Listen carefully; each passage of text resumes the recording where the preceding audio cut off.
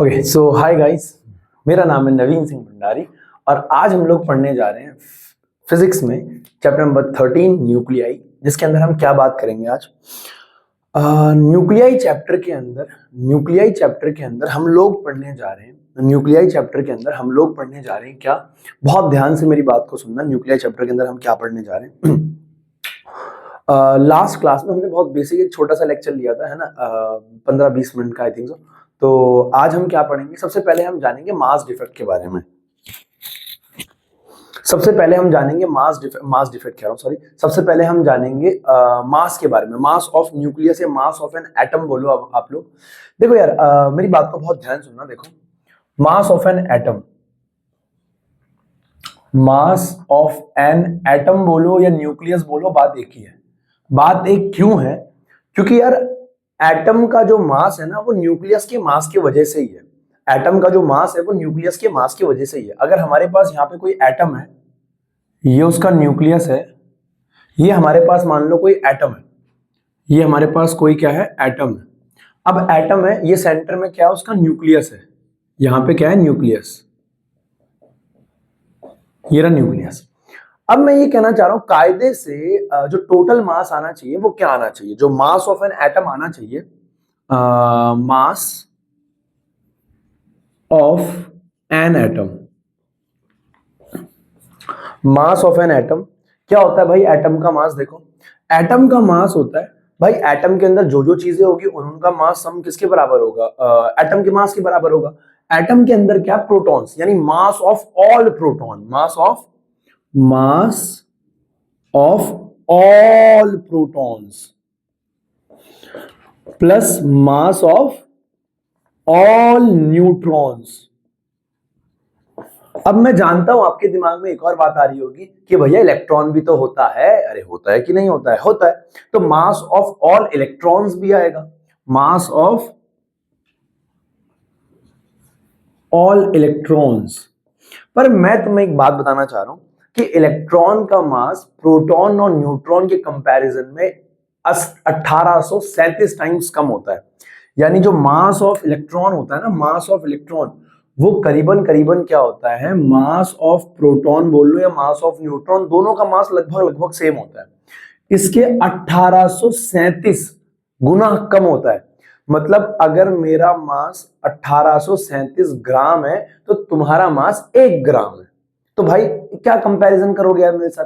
अरे मतलब तुम्हारा मास मान लो यार 1837 ग्राम है, मेरा मास 1 ग्राम है, तो मेरा और तुम्हारा क्या कंपैरिजन? मैं तो तुम्हारे सामने नेग्लेजिबल हूं ना, वही चीज है।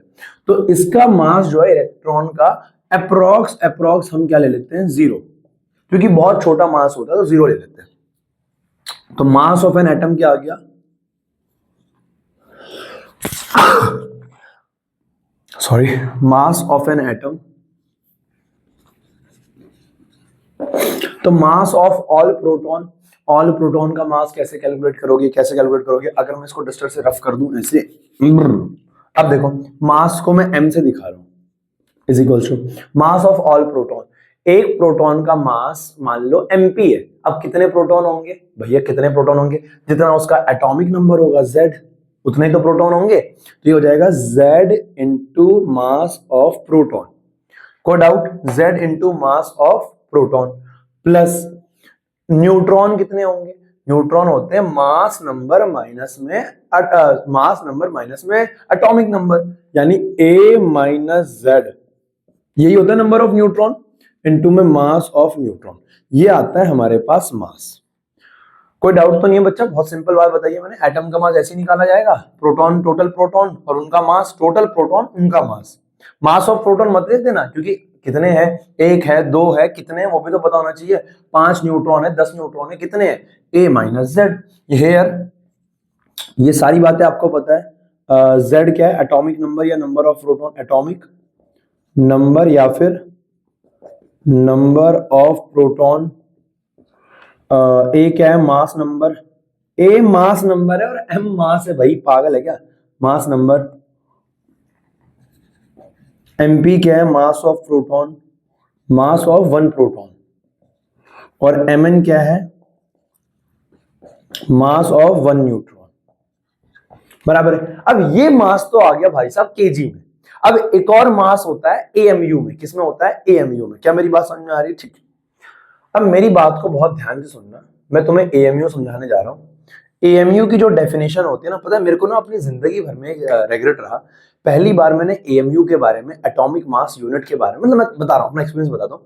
पहली बार मैंने एटॉमिक मास यूनिट के बारे में क्लास 9वीं में सुना था, 9th क्लास में, है ना।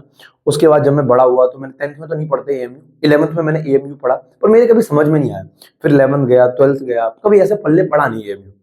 बाद में मुझे चल के पता लगा कि एएमयू होता क्या है, एटॉमिक मास यूनिट होती क्या है। बहुत ध्यान सुनना, मास इन एएमयू, मास इन, या ऐसे लिख देता हूं ना, atomic mass unit, atomic mass unit, जिसे हम शॉर्ट फॉर्म में क्या बोलते हैं? एएमयू। एएमयू क्या होता है एटॉमिक मास यूनिट? बहुत ध्यान से मेरी बात को सुनना। देखो, एटॉमिक मास यूनिट क्या होता है, अब मैं तुम्हें एक सरल सा एग्जांपल देता हूं, एक सरल सा एग्जांपल देता हूं। मान लो एक ए बच्चा है जिसके मार्क्स आ रखे हैं, मैं समझा रहा हूं तुम्हें, मेरी बात को समझना है ना। एक ए बच्चा है जिसके मार्क्स आ रखे हैं 10, एक बी बच्चा है जिसके मार्क्स आ रखे हैं 30, एक सी बच्चा है जिसके मार्क्स आ रखे हैं, मान लो ए बच्चे के आ रखे हैं 40, एक सी बच्चा है जिसके मार्क्स आ रखे हैं 80, एक डी बच्चा है जिसके मार्क्स आ रखे हैं 10, एक ई बच्चा है जिसके मार्क्स आ रखे हैं 100 में से सारे मार्क्स है ना, ये है। अब अगर मैं आपको बोलूं कि यार इनका ना मुझे एक सिंपल सा डाटा बनाना है, तो आप क्या कहोगे? भैया बना लो। तो मैं ये कहना चाह रहा हूं, ऐसे में कैसे बना लूं मैं डाटा? तो मैंने कहा भैया एक बच्चे के मार्क्स के कंपैरिजन मुझे बाकी सबके मार्क्स रखने हैं।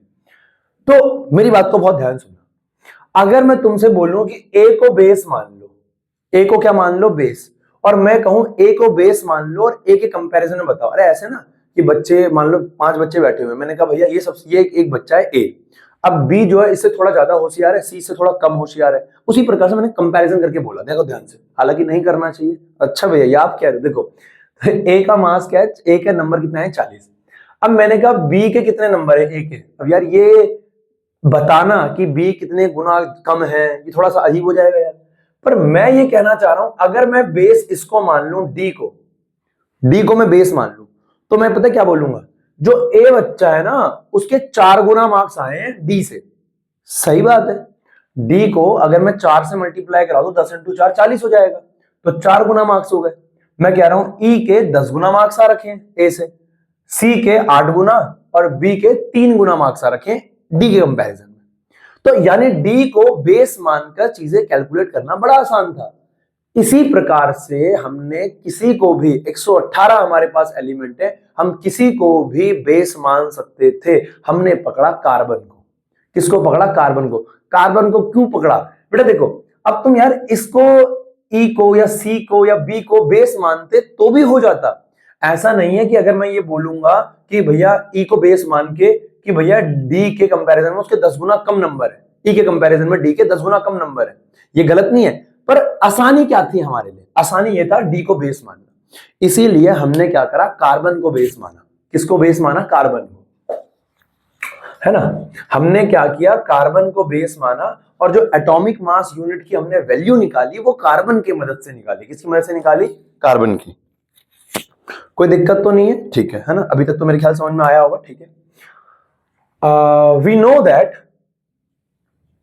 अच्छा एटॉमिक मास यूनिट की डेफिनेशन अभी लिख दूंगा मैं। We know that,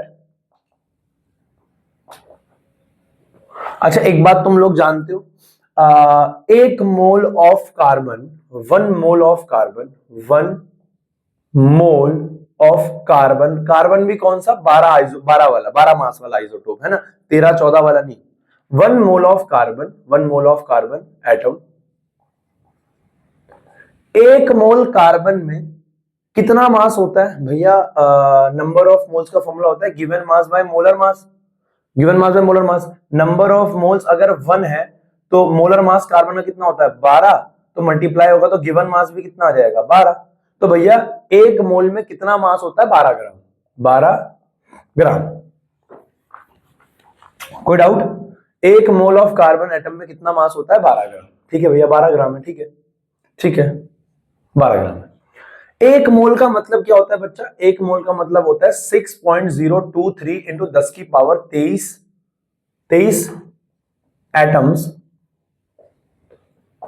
atoms of C6H12, यानी इतने एटम, एक मोल का मतलब यही होता है, इतने एटम्स का मास कितना है, 12 ग्राम। सही बात है। अच्छा 12 ग्राम को केजी में बदल देता हूं मैं, पूछो क्यों, मेरी मर्जी बेटा, 10⁻³ केजी आ जाएगा यहाँ पे, कोई डाउट तो नहीं है? नहीं, ठीक है। अगर मैं तुमसे पूछूं इतने एटम्स का मास इतना है, तो एक एटम का मास कितना होगा? मास ऑफ वन एटम, यहां से अगर मैं बोलूं ये एक मोल में इतने ग्राम था, तो इतना ग्राम था एक मोल का मास, तो mass of one atom 1 C6H12 atom. तो भैया इतने एटम्स में इतना मास है, तो एक एटम ऑफ C6 इसका कितना मास होगा? 12 इंटू 10⁻³ ये डिवाइड में चला जाएगा ना, 6.023 इंटू 10⁻23 केजी, ये आ गया, इतना मास है। अब एक कार्बन के अंदर कितने न्यूक्लियॉन होते हैं बच्चा? क्या मैं इसको ऐसे लिख सकता हूं, इसको ऐसे लिख सकता हूं, mass of one nucleon, sorry mass of एक कार्बन है, ध्यान सुनिए प्लीज प्लीज, कंफ्यूज मत होइए। एक कार्बन में मास कितना होता है? 12। भैया गिवन मास, कंफ्यूज यहां तक नहीं, यहां तक तो कोई दिक्कत नहीं है, ठीक है।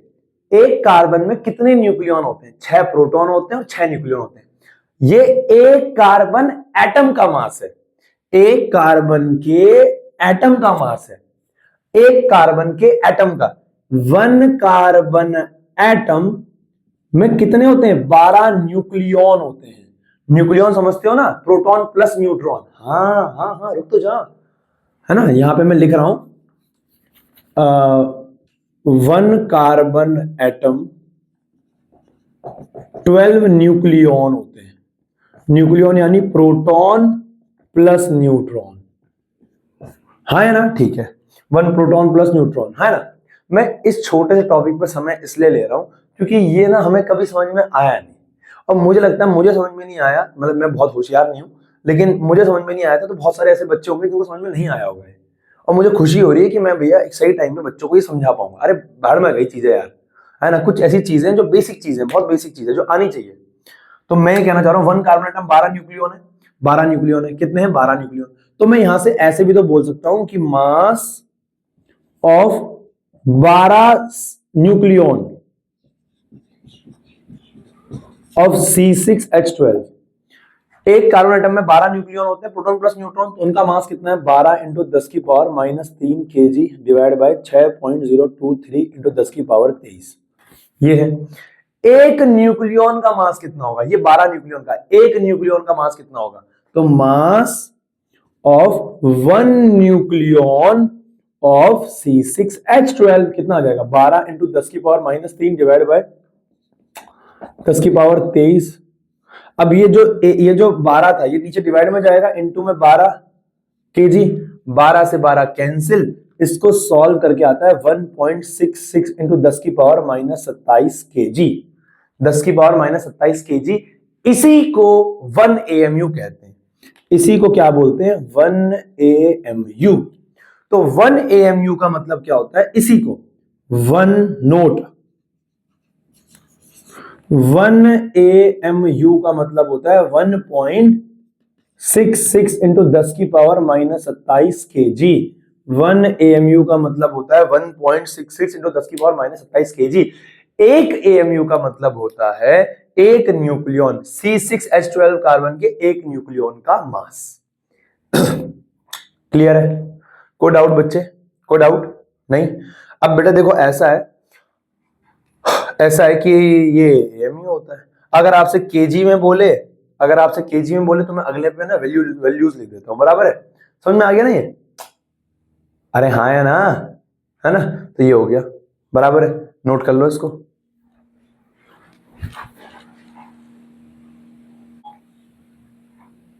ओके, तो आगे बढ़ रहे हैं बेटा। अच्छा एक छोटी चीज याद रखना, AMU में ना इनका मास याद रखना, लिख लो वही नोट्स में, नोट जो मैंने नीचे छोटा सा नोट लिखा ना अभी नीचे, वहीं पे नीचे लिख लो कि AMU में जो मास ऑफ प्रोटॉन होता है, मास ऑफ, देखो असल में जो मास प्रोटॉन का मास होता है वो कितना होता है? 1.67 इंटू 10⁻27 माइनस का 27 केजी। अब ये इलेक्ट्रॉन का मास है केजी में, इसको AMU में बदलना है तो डिवाइड करना पड़ेगा 1.66 इंटू 10⁻27 से, ये एएमयू में कन्वर्ट हो जाएगा। तो इसे काट पीट के जो एएमयू में वैल्यू आती है वो आती है 1.00866 एएमयू। ये इलेक्ट्रॉन का मास आता है, बराबर, सॉरी ये किसका मास आता है? प्रोटॉन का। न्यूट्रॉन का मास क्या आता है? न्यूट्रॉन का मास क्या आता है एएमयू में? न्यूट्रॉन का मास आता है, सॉरी मैंने उल्टा लिख दिया क्या? ये कितना लिखा मैंने? 866, सॉरी ये न्यूट्रॉन का होता है बेटा, सॉरी ये न्यूट्रॉन का होता है। न्यूट्रॉन का मास ज्यादा होता है कंपैरेटिवली प्रोटॉन के। तो यहाँ पे आएगा प्रोटॉन का मास होता है 1.00727 एएमयू। ये आपको याद नहीं करना है, गिवन देगा आपको, है ना, सवाल में, टेंशन नहीं लेना, गिवन देगा, इसका मास एएमयू में, उसका मास एएमयू में। और मास ऑफ इलेक्ट्रॉन क्या होता है? 0.00055, ओके, एएमयू। तो ये मास आपका एएमयू में, इसको आपको क्या करना है? याद तो नहीं करना है, पर ठीक है, चल जाएगा काम, ठीक है। आगे बढ़ रहे, आगे आपको एक चीज तो आपको पता ही है इलेक्ट्रॉन वोल्ट के बारे में, नोट एक छोटी सी चीज है इलेक्ट्रॉन वोल्ट।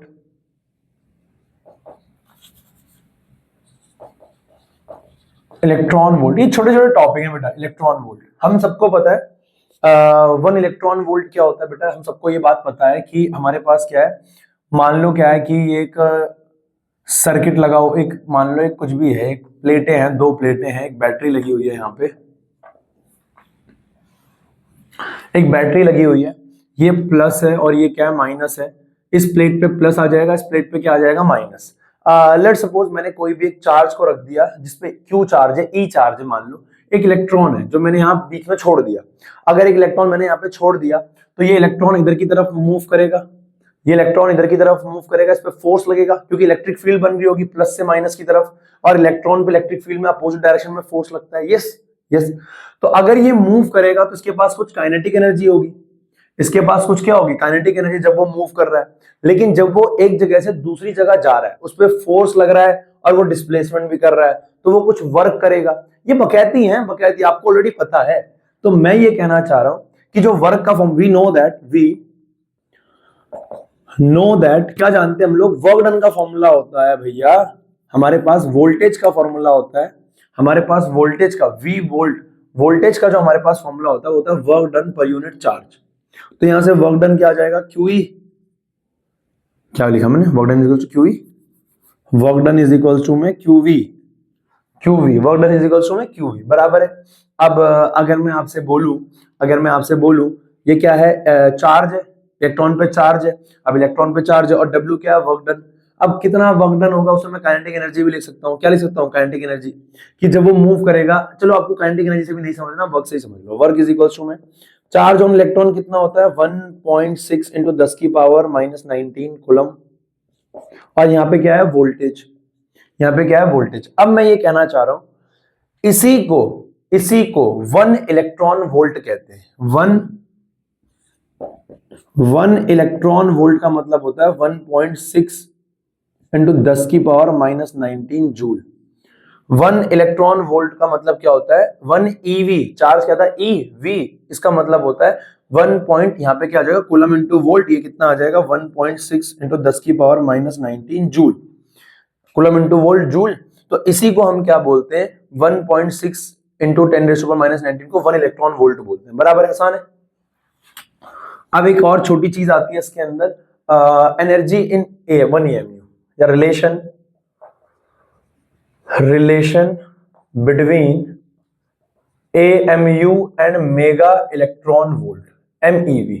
देखो ध्यान सुनना, ये भी काम की चीज है, बहुत काम की चीज है। देखो मैं ये कहना चाह रहा हूं, अकॉर्डिंग टू आइंस्टाइन, मैंने गलत लिख दिया स्पेलिंग, आइंस्टीन, ये गलत है पक्का? हाँ ये गलत है यार।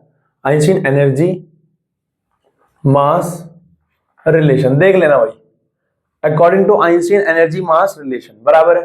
तो क्या कहता है भाई energy mass relation? E is equal to MC square, E is equal to MC square, ये एनर्जी मास रिलेशन कहता है। अब एनर्जी 1 AMU में कितनी एनर्जी होगी? एक AMU में मैं एनर्जी निकाल रहा हूं, एक AMU में मैं एनर्जी निकाल रहा हूं। देखो तो इन 1 AMU का मतलब होता है 1.66 into 10 raise to power minus 27 kg। 1.66 into 10⁻⁻27 kg। तो यहां से E इज इक्वल टू क्या आ जाएगा, यहाँ पे m की वैल्यू कितनी आ जाएगी 1.66 इंटू 10⁻⁻27 इंटू C क्या है, स्पीड ऑफ लाइट। C कितना हो जाएगा, C कितना हो जाएगा हमारे पास 3 इंटू 10⁸ का होल स्क्वायर। इसको जब आप देखो, इसको जब आप सॉल्व करोगे तो ये केजी में और ये किस में, ये केजी में और ये मीटर पर सेकंड में, तो ये किस में आएगा, जूल में। किस में आएगा, एनर्जी जूल में। अब अगर आपको जूल को इलेक्ट्रॉन वोल्ट में कन्वर्ट करना है तो 1 electron volt is equal to 1.6 into 10⁻⁻19 joule. अगर आपको जूल को इलेक्ट्रॉन वोल्ट में कन्वर्ट करना है तो आपको क्या करना पड़ेगा, डिवाइड करना पड़ेगा। क्या करना पड़ेगा, डिवाइड। तो एनर्जी यहां से आ जाएगी मेरे पास E is equal to 1.68 into 10⁻⁻27 into 3, इसको ऐसे सॉल्व करो ना, 9 इंटू 10⁻3 का स्क्वायर 9, 10⁻16 डिवाइड बाय, जब इसको मैं डिवाइड करूंगा किससे, 1.6 इंटू 10⁻⁻19 से, तो ये कन्वर्ट हो गया इलेक्ट्रॉन वोल्ट में। ये कन्वर्ट हो गया इलेक्ट्रॉन वोल्ट में। और इसको जब हम सॉल्व करते हैं तो E इज इक्वल टू आता है 931.18 इंटू मेगा इलेक्ट्रॉन वोल्ट। वैसे असल में यहाँ पे इसको सॉल्व करके ये आता है 10 की पावर कितना आता है 6, और यहाँ पे क्या आता है इलेक्ट्रॉन वोल्ट। अब 10 की पावर 6 को क्या ले सकते हो, मेगा। तो E is equal to 931.18 mega electron volt. ये क्या है भैया, एक AMU में इतनी एनर्जी होती है। एक AMU में 931, 1 AMU इज इक्वल टू 931.1। इसको मैं अप्रोक्स 931 मेगा इलेक्ट्रॉन वोल्ट लिखूंगा। जब हम कैलकुलेशन करेंगे तो इसको 931 मेगा इलेक्ट्रॉन वोल्ट ही लेके चलेंगे। जब मैं कैलकुलेशन करूंगा इसको 931 मेगा इलेक्ट्रॉन वोल्ट लेके चलूंगा। और कितनी होती है उसके अंदर, 931 मेगा इलेक्ट्रॉन वोल्ट 1 AMU में। याद रखना इसको, 1 AMU का मतलब होता है 1.66 10⁻⁻27 कूलम कह रहा हूं kg, और 1 AMU का मतलब होता है 931 मेगा इलेक्ट्रॉन वोल्ट, बराबर है। अरे एक AMU में इतनी एनर्जी होती है, एक AMU में इतनी एनर्जी होती है, बराबर है। एक AMU से इतनी एनर्जी बनाई जा सकती है, ये भी बोल सकते हो। क्लियर है, आगे बढ़े, ठीक है, नोट कर लो।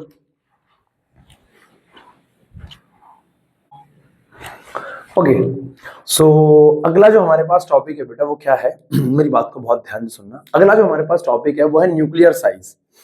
न्यूक्लियर साइज का मतलब क्या है कि भैया न्यूक्लियस का साइज क्या होता होगा। भैया हमें पता तो है न्यूक्लियस का साइज क्या होता है, 10⁻⁻15 मीटर। हाँ ठीक है, बिल्कुल सही बात है। लेकिन अगर मैं आपको बात करूं ना कि न्यूक्लियर का साइज हम कैसे कैलकुलेट कर सकते हैं, सवाल आता है कभी कभी कंपैरिजन का, है ना। न्यूक्लियस का साइज हमें क्या करना पड़ता है, कंपेयर करना पड़ता है। ठीक है, कैसे कंपेयर करना पड़ता है, देखो भाई ऐसा होता है कि आप, हमको पता है कि न्यूक्लियस के अंदर प्रोटॉन है और न्यूट्रॉन है, और जो साइज है वो उसी की वजह से है, जो साइज है वो उसी की वजह से। ठीक, तो यहां से एक बात मैं ये बोल सकता हूं, देखो जाहिर सी बात है कि जितना ज्यादा क्या होगा, जितना ज्यादा मास नंबर होगा, यानी अगर मान लो हाइड्रोजन है, अगर मान लेते हैं हाइड्रोजन है, उसके अंदर एक प्रोटॉन होता है, बस कितना होता है, एक प्रोटॉन।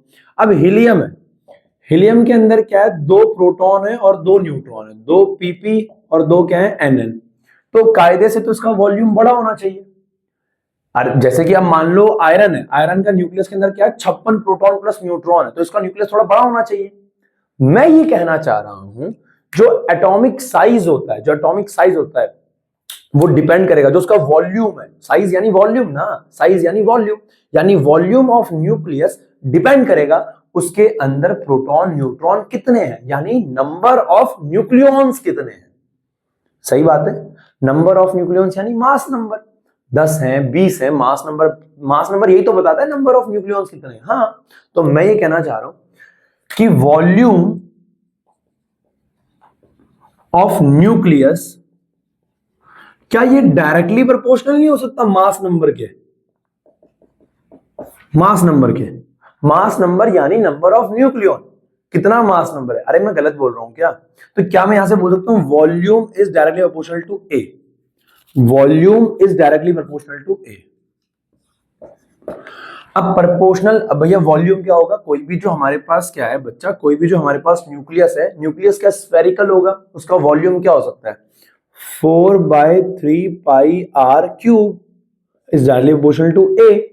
ए क्या है? Mass number. ए एरिया नहीं है, मास नंबर है ना। अरे वॉल्यूम यही तो होता है, न्यूक्लियस ये रहा। अब इसके अंदर बहुत सारे न्यूट्रॉन प्रोटॉन है,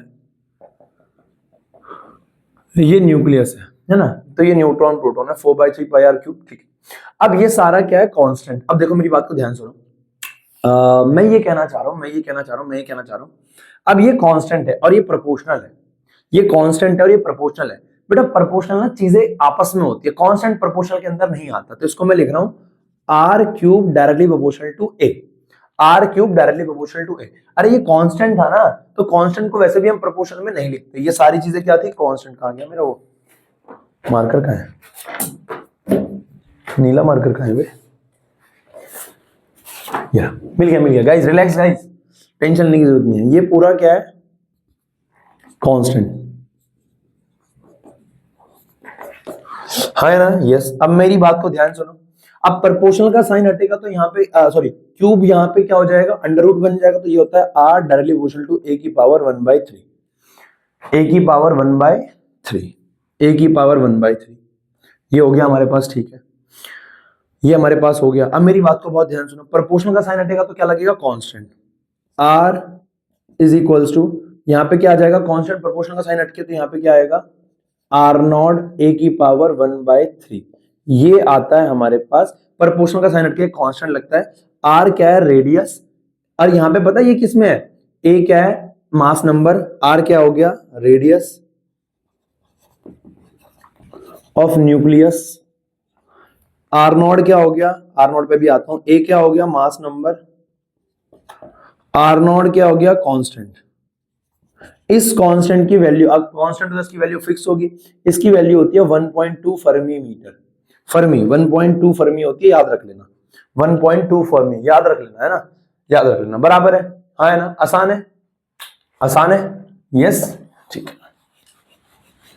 अब यहां से हमारे पास एक छोटा सा टॉपिक निकलता है जिसका नाम है डेंसिटी। मेरी बात को बहुत ध्यान से सुनना, ये साइज था, इस फॉर्मूले को याद रखना, r is equal to r0 a की पावर 1/3। इसमें सवाल कैसा आता है?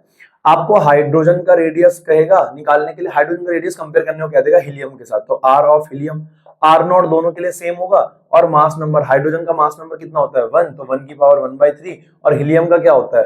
4, तो 4 की पावर 1/3। ऐसे करके सॉल्व करना होगा, इससे कट जाएगा, कंपैरिजन करके आ जाएगा। ऐसे सवाल देगा, ठीक है ना? ओके, ठीक है। अब एक अगला जो हमारे पास एक छोटा सा टॉपिक आता है, इसका नाम है डेंसिटी। क्या नाम है? Density. Density of nucleus, density of nucleus. देखो भाई,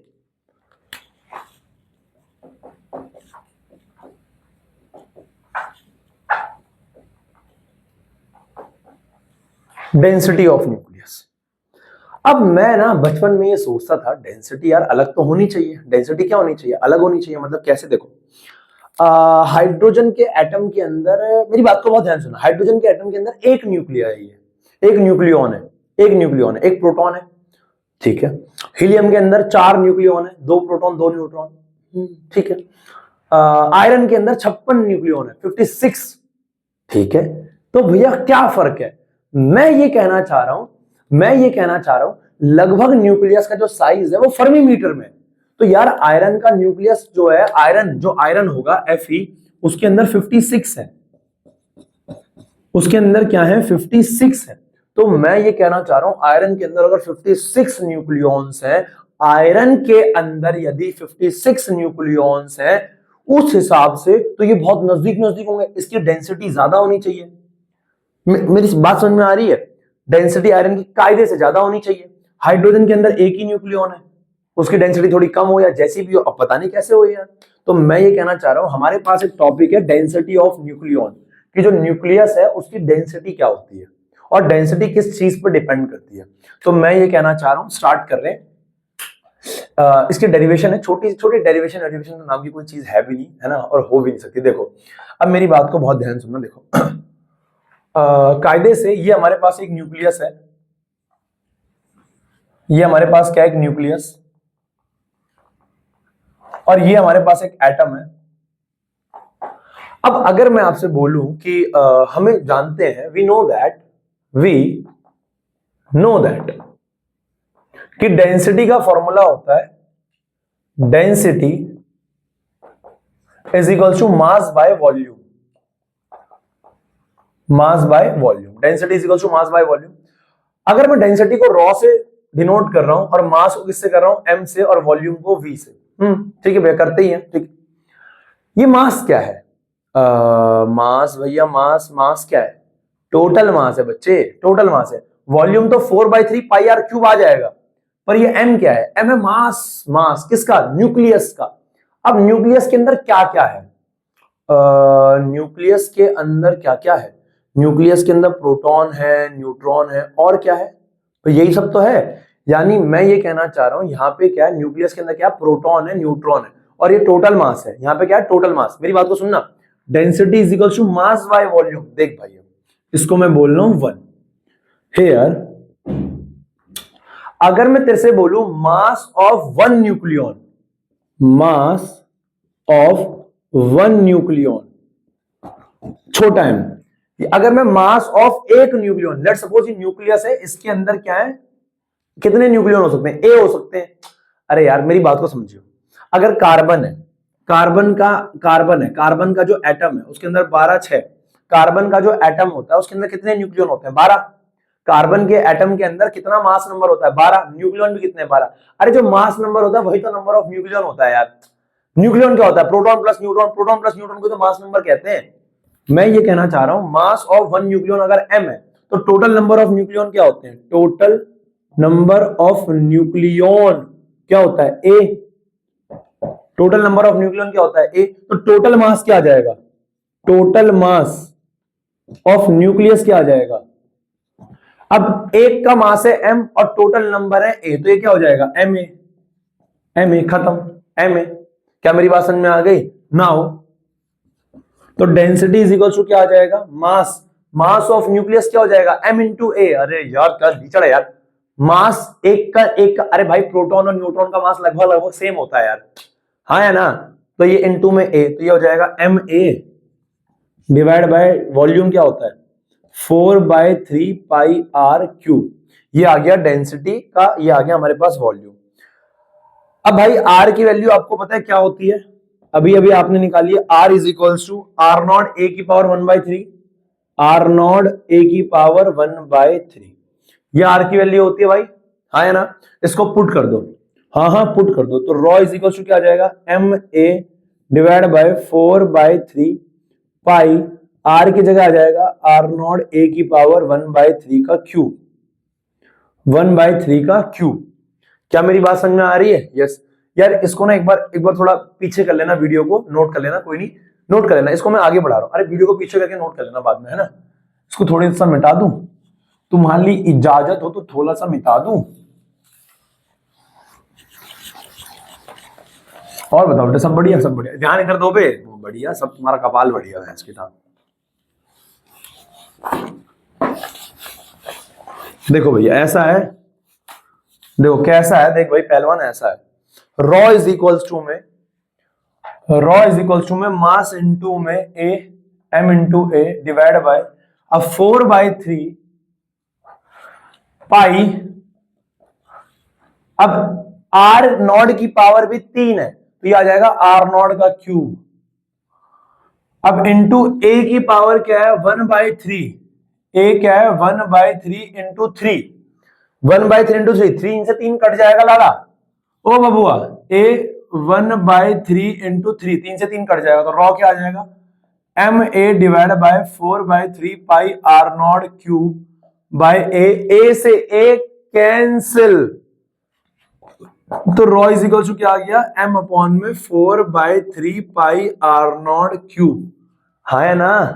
अरे हाँ, अरे चल भी रहा है ये, हाँ भाई चल रहा है, देखो हाँ है ना। तो ये आ गया हमारे पास, तो ये आ गया हमारे पास। अब ये पूरा कांस्टेंट है, अगर तो देखे जाए तो रॉ इज इक्वल्स टू में ये पूरी वैल्यू कांस्टेंट है। एम कितना, मास ऑफ एक न्यूट्रॉन 1.67 ले ले इंटू 10 की पावर -27 डिवाइड बाय 4/3 पाई, पाई सबको पता है 3.14 इंटू में आर नॉट कितना होता है, आर नॉट होता है भैया 1.2 फर्मी मीटर इंटू 10 की पावर 15 -15 का क्यूब। इस पूरे को जब तू सॉल्व करेगा तो रॉ इज इक्वल टू निकल के आता है 2.39 इंटू 10 की पावर 17 kg पर मीटर क्यूब।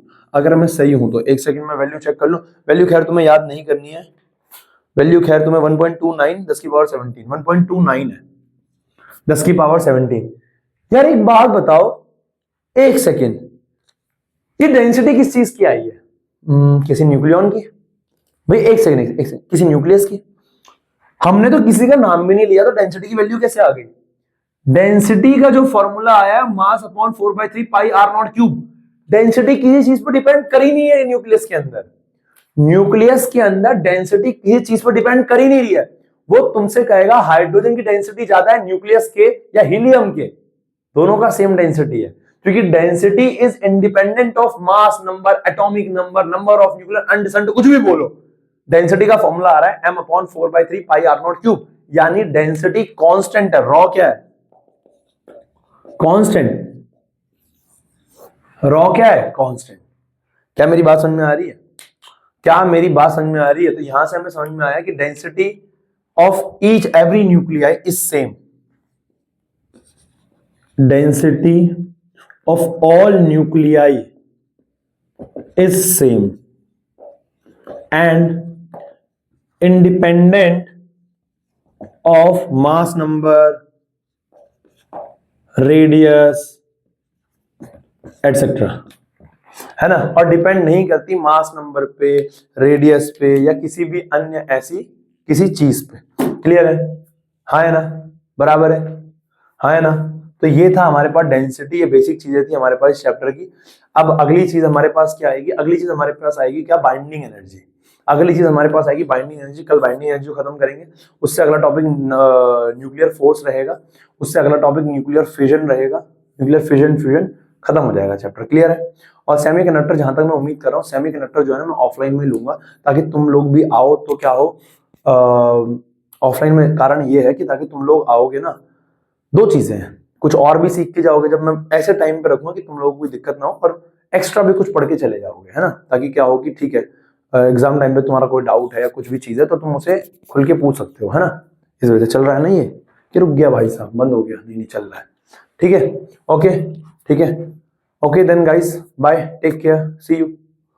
ठीक है, ओके, अगली क्लास मिलते हैं। आज का होमवर्क है आपका, फिजिक्स का कोई भी एक चैप्टर रिवाइज कर लो, कोई भी एक चैप्टर जो आपको ठीक लगता है, ray optics, wave optics, AC हो गया, कोई भी एक चैप्टर, कोई भी एक चैप्टर रिवाइज कर लो। मेरी मान तो फर्स्ट टर्म को भी रिवाइज करो, है ना, 5th 4th 3rd 2 1 याद भी है कि भूल गए हो, है ना, रिवाइज करो जहां तक आप।